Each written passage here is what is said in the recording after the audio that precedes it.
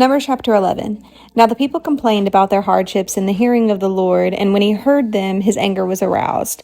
Then fire from the Lord burned among them, and consumed some of the outskirts of the camp.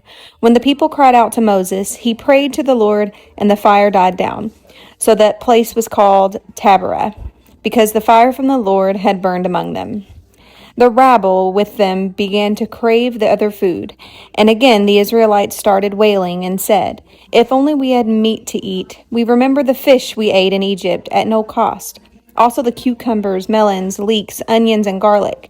But now we have lost our appetite. We never see anything but this manna." The manna was like coriander seed, and it looked like resin. The people went around gathering it, and then ground it in hand mill, or crushed it in a mortar. They cooked it in a pot or made it into loaves, and it tasted like something made with olive oil. When the dew settled in the camp at night, the manna also came down. Moses heard the people of every family wailing at the entrance to their tents. The Lord became exceedingly angry, and Moses was troubled. He asked the Lord, "Why have you brought this trouble on your servant? What have I done to displease you that you put the burden of all these people on me? Did I conceive all these people? Did I give them birth? Why do you tell me to carry them in my arms, as a nurse carries an infant, to the land you promised an oath to their ancestors? Where can I get meat for all these people? They keep wailing to me, 'Give us meat to eat.' I cannot carry all these people by myself. The burden is too heavy for me. If this is how you are going to treat me, please go ahead and kill me, if I have found favor in your eyes, and do not let me face my own ruin." The Lord said to Moses, "Bring me 70 of Israel's elders who are known to you as leaders and officials among the people. Have them come to the tent of meeting, that they may stand there with you. I will come down and speak with you there, and I will take some of the power of the Spirit that is on you and put it on them. They will share the burden of the people with you, so that you will not have to carry it alone.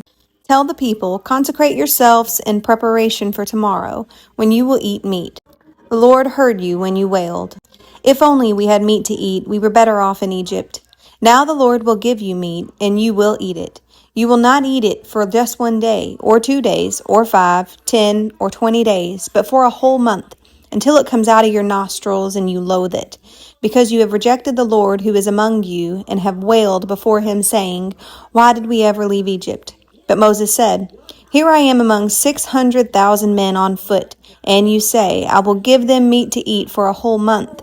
Would they have enough if flocks and herds were slaughtered for them? Would they have enough if all the fish in the sea were caught for them?' The Lord answered Moses, 'Is the Lord's arm too short?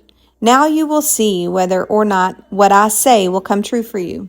So Moses went out and told the people what the Lord had said.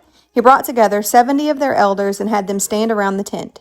Then the Lord came down in the cloud and spoke with him, and he took some of the power of the Spirit that was on him and put it on the 70 elders. When the Spirit rested on them, they prophesied, but did not do so again.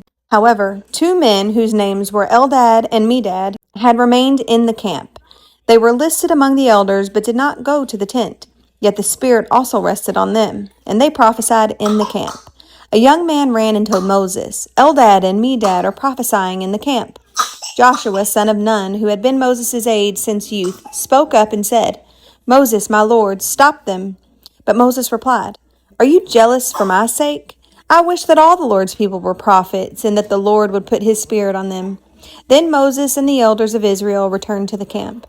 Now a wind went out from the Lord and drove quail in from the sea. It scattered them up to 2 cubits deep all around the camp, as far as a day's walk in any direction. All that day and night, and all the next day, the people went out and gathered quail. No one gathered less than 10 homers. Then they spread them out all around the camp. But while the meat was still between their teeth, and before it could be consumed, the anger of the Lord burned against the people, and he struck them with a severe plague. Therefore, the place was named Kibroth Hattaavah, because there they buried the people who had craved other food. From Kibroth Hattaavah, the people traveled to Hazeroth and stayed there. Chapter 12. Miriam and Aaron began to talk against Moses because of his Cushite wife, for he had married a Cushite. "Has the Lord spoken only through Moses?" they asked. "Hasn't he also spoken through us?" And the Lord heard this. Now Moses was a very humble man, more humble than anyone else on the face of the earth. At once the Lord said to Moses, Aaron, and Miriam, Come out to the tent of meeting, all three of you. So the three of them went out. Then the Lord came down in a pillar of cloud. He stood at the entrance to the tent and summoned Aaron and Miriam. When the two of them stepped forward, he said, "Listen to my words. When there is a prophet among you, I, the Lord, reveal myself to them in visions. I speak to them in dreams. But this is not true of my servant Moses. He is faithful in all my house. With him I speak face to face, clearly and not in riddles. He sees the form of the Lord. Why then were you not afraid to speak against my servant Moses?" The anger of the Lord burned against them, and he left them. When the cloud lifted from above the tent, Miriam's skin was leprous. It became as white as snow. Aaron turned toward her and saw that she had a defiling skin disease, and he said to Moses, "Please, my Lord, I ask you not to hold against us the sin we have so foolishly committed. Do not let her be like a stillborn infant coming from its mother's womb with its flesh half eaten away." So Moses cried out to the Lord, "Please, God, heal her." The Lord replied to Moses, "If her father had spit in her face, would she not have been in disgrace for 7 days? Confine her outside the camp for 7 days. After that, she can be brought back." So Miriam was confined outside the camp for 7 days, and the people did not move on until she was brought back. After that, the people left Hazeroth and encamped in the desert of Paran. Chapter 13. The Lord said to Moses, "Send some men to explore the land of Canaan, which I am giving to the Israelites. From each ancestral tribe send one of its leaders." So at the Lord's command, Moses sent them out from the desert of Paran. All of them were leaders of the Israelites. These were their names. From the tribe of Reuben, Shammai, son of Zakur. From the tribe of Simeon, Shaphat, son of Hori. From the tribe of Judah, Caleb, son of Jephunneh. From the tribe of Issachar, Igal, son of Joseph. From the tribe of Ephraim, Hoshea, son of Nun. From the tribe of Benjamin, Paltai, son of Raphu. From the tribe of Zebulun, Gadiel, son of Sodai. From the tribe of Manasseh, a tribe of Joseph, Gadai, son of Suzai. From the tribe of Dan, Amiel, son of Gamali. From the tribe of Asher, Sethur, son of Michael. From the tribe of Naphtali, Nabi, son of Vosphi. From the tribe of Gad, Guel, son of Maki. These are the names of the men Moses sent to explore the land. Moses gave Joshua, the son of Nun, the name Joshua. When Moses sent them to explore Canaan, he said, "Go up through the Negev and on into the hill country. See what the land is like and whether the people who live there are strong or weak, few or many. What kind of land do they live in? Is it good or bad? What kind of towns do they live in? Are they unwalled or fortified? How is the soil? Is it fertile or poor? Are there trees in it or not? Do your best to bring back some of the fruit from the land." It was the season for the first ripe grapes. So they went up and explored the land from the desert of Zin as far as Rehob toward Lebo Hamath. They went up through the Negev and came to Hebron, where Ahiman, Shishai, and Talmai, the descendants of Anak, lived.